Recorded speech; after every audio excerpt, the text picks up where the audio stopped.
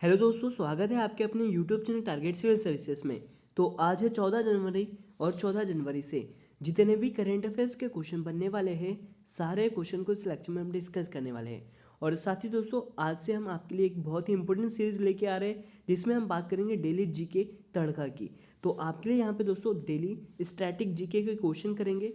तो यहाँ पे दोस्तों आपको करेंट अफेयर के साथ ही 10 क्वेश्चन जीके तड़का के मिलेंगे और ये क्वेश्चन ऐसे सिलेक्टेड होंगे जो एग्जाम में बार बार पूछे जाते हैं। तो अब हम दोस्तों बात करते हैं सबसे पहले जो लास्ट क्लास में आपसे क्वेश्चन पूछा गया था कि हाल ही में बैंक ऑफ बड़ौदा ने किसे अपना ब्रांड एम्बेसडर नियुक्त किया है। तो यह दोस्तों ये जो बैंक ऑफ बड़ौदा है इसने अपना ब्रांड एम्बेसडर बनाया है शेफाली वर्मा को। यहाँ पे करेक्ट आंसर है ऑप्शन थर्ड। और आप देख सकते हैं दोस्तों ये है शेफाली वर्मा जिनको हाल ही में बैंक ऑफ बड़ौदा ने अपना ब्रांड एम्बेसडर नियुक्त किया है। दोस्तों मैं आपको बता दूं कि ये जो शेफाली वर्मा है यह T20 अंतर्राष्ट्रीय क्रिकेट में भारत का प्रतिनिधित्व करने वाली सबसे कम उम्र की क्रिकेटर भी है। शेफाली वर्मा ने सचिन तेंदुलकर के 30 साल के पुराने रिकॉर्ड को भी तोड़ा था। यहाँ पे हम बात करें बैंक ऑफ बड़ौदा की, जिसकी स्थापना 20 जुलाई 1908 को की गई थी और इसका मुख्यालय वडोदरा गुजरात में स्थित है। और इसके संस्थापक कौन है? यह सयाजी राव गायकवाड़ थे। और साथ ही दोस्तों मैं आपको बता दूं कि बैंक ऑफ बड़ौदा के जो अध्यक्ष है वह हसमुख अधिया है और एमडी और सीईओ कौन है? तो यह संजू चड्डा है। तो यह सभी महत्वपूर्ण पॉइंट है बैंक ऑफ बड़ौदा से जो आपको याद रखना है। और अब शुरुआत करते हैं दोस्तों जो लास्ट क्लास में हमने क्वेश्चन किए थे उनके रिवीजन की। तो रिवीजन का पहला क्वेश्चन है राष्ट्रीय युवा दिवस निम्न में से किस दिन मनाया जाता है? तो यह मनाया जाता है 12 जनवरी को। यहाँ पे करेक्ट आंसर है ऑप्शन 4। अगला क्वेश्चन है दोस्तों कि मेलबर्न समरसेट टेनिस टूर्नामेंट का खिताब किसने जीता है? तो इस खिताब को जीता है राफेल नडाल ने। यहाँ पे करेक्ट आंसर हो जाएगा ऑप्शन थर्ड। नेक्स्ट क्वेश्चन था दोस्तों कि हाल ही में इसरो के नए अध्यक्ष किसे नियुक्त करने की घोषणा की गई है?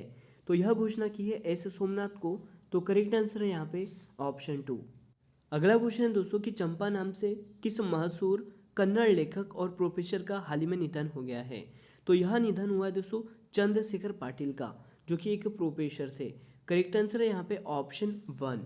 नेक्स्ट क्वेश्चन है कि आईआईटी मद्रास के नए निदेशक कौन बने हैं? तो यह बनाया है दोस्तों प्रोफेसर वी कामकोटी को। यहाँ पे करेक्ट आंसर है ऑप्शन 2। नेक्स्ट क्वेश्चन दोस्तों कि किस राज्य की सरकार ने जल्लीकट्टू के आयोजन को मंजूरी दी है? तो यह मंजूरी दी है तमिलनाडु को। यहाँ पे करेक्ट आंसर है ऑप्शन थर्ड।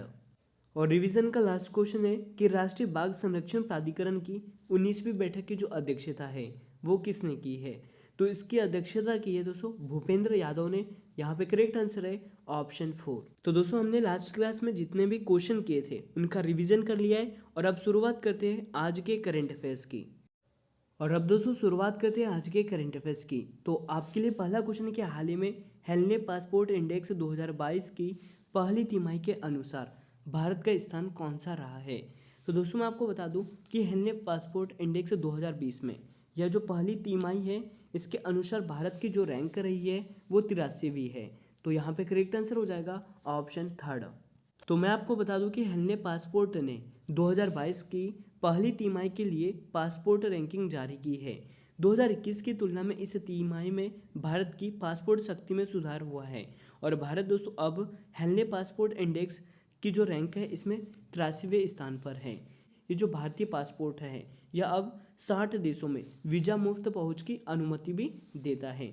यहीं पे हम बात करें कि जो हेनले पासपोर्ट इंडेक्स है इसमें सबसे शक्तिशाली पासपोर्ट रैंकिंग किसकी है? तो यह देश है दोस्तों जापान और सिंगापुर। मतलब पहले स्थान पर जो सबसे शक्तिशाली पासपोर्ट है वो किसका है? तो यह जापान और सिंगापुर का है।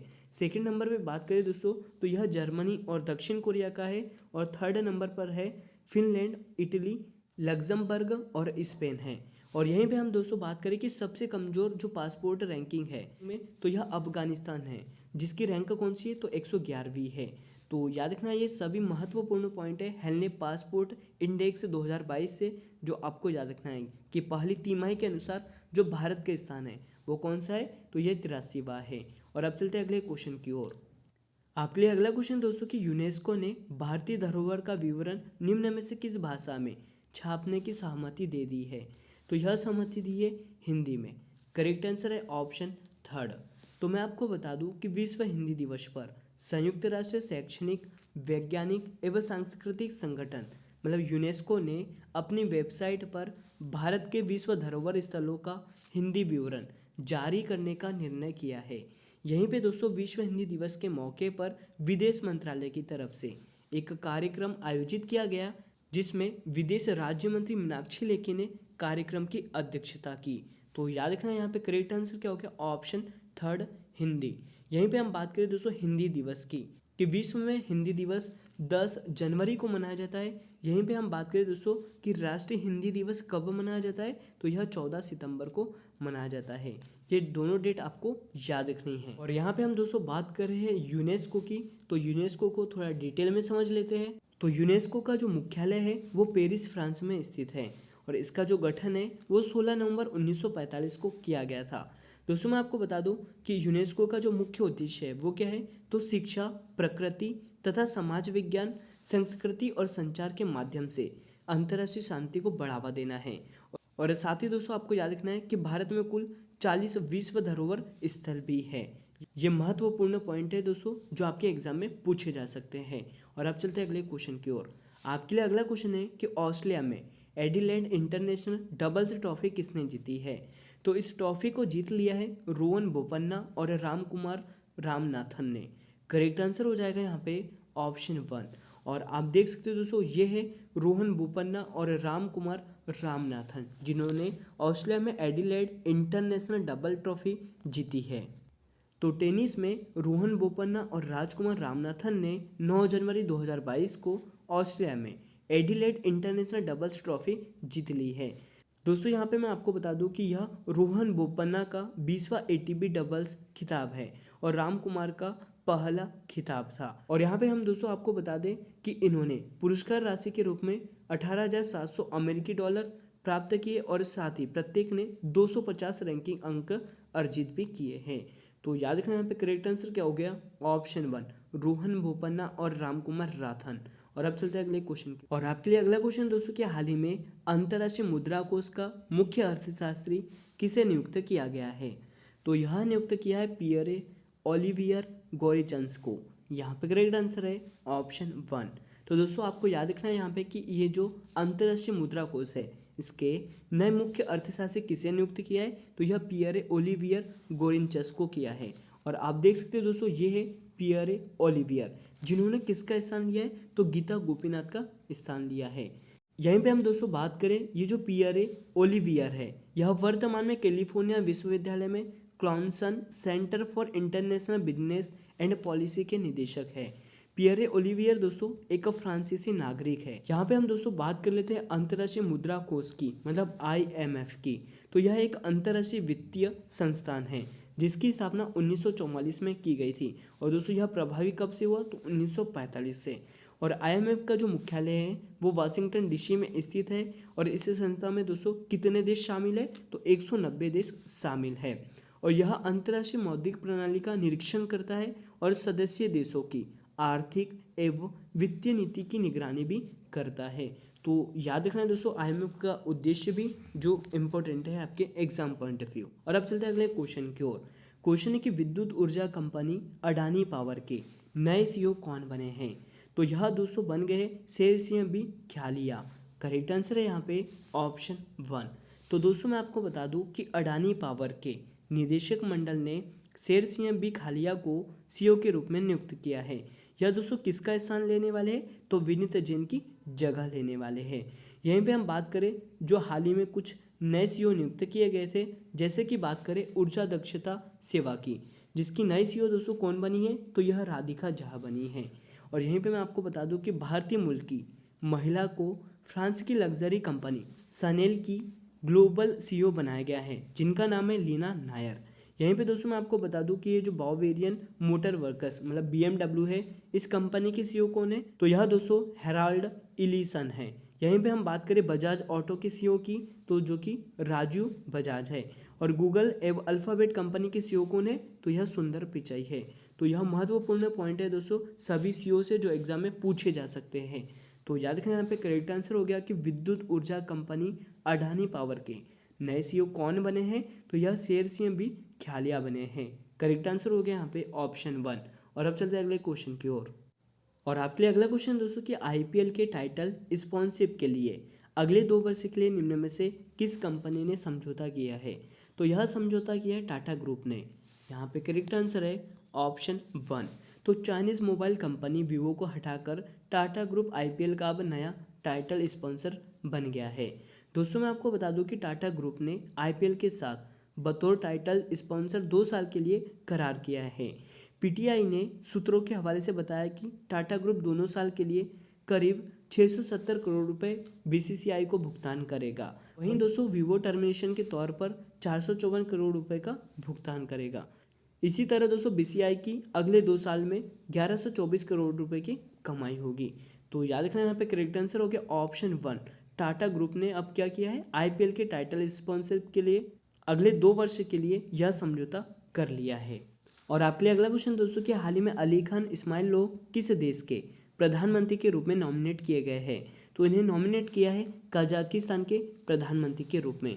और आप देख सकते हैं दोस्तों ये है अली खान इस्माइल लोग, जिन्हें प्रधानमंत्री के रूप में नॉमिनेट किया गया है। तो दोस्तों मैं आपको बता दूं कि राष्ट्रपति कासिम जोमार्ट टोकायेव ने अली खान इस्माइलोव को कजाकिस्तान का प्रधानमंत्री नियुक्त किया है। अली खान इस्माइलोव कजाकिस्तान के पहले उप प्रधानमंत्री है जो 2015-18 के बीच इन्होंने दोस्तों कजाकिस्तान के राष्ट्रपति के सहायक के रूप में भी काम किया है। यहीं पे हम बात करें दोस्तों कजाकिस्तान की, तो मैप में आप देख सकते हो दोस्तों ये है कजाकिस्तान, जो कि मध्य एशिया में स्थित है। और ये जो कजाकिस्तान है इसकी राजधानी क्या है, तो यह नूर सुल्तान है। याद रखना आपको कि कजाकिस्तान की जो राजधानी है वो क्या है दोस्तों, तो यह नूर सुल्तान है। और यहीं पे हम दोस्तों बात करें कजाकिस्तान की मुद्रा की, तो यह तेंगे है।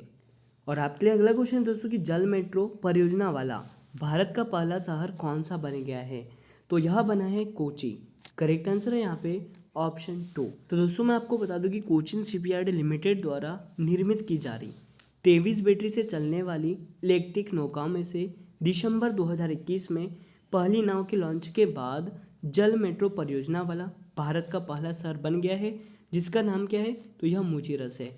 यहीं पे हम बात करें यह परियोजना कोची वाटर मेट्रो लिमिटेड द्वारा संचालित है, जबकि इसकी नॉर्वे वाटर मेट्रो कहा जा रहा है। यह दोस्तों याद रखना है आपको कि ये जो कोची है यह कहाँ पर स्थित है, तो यह केरल में स्थित है।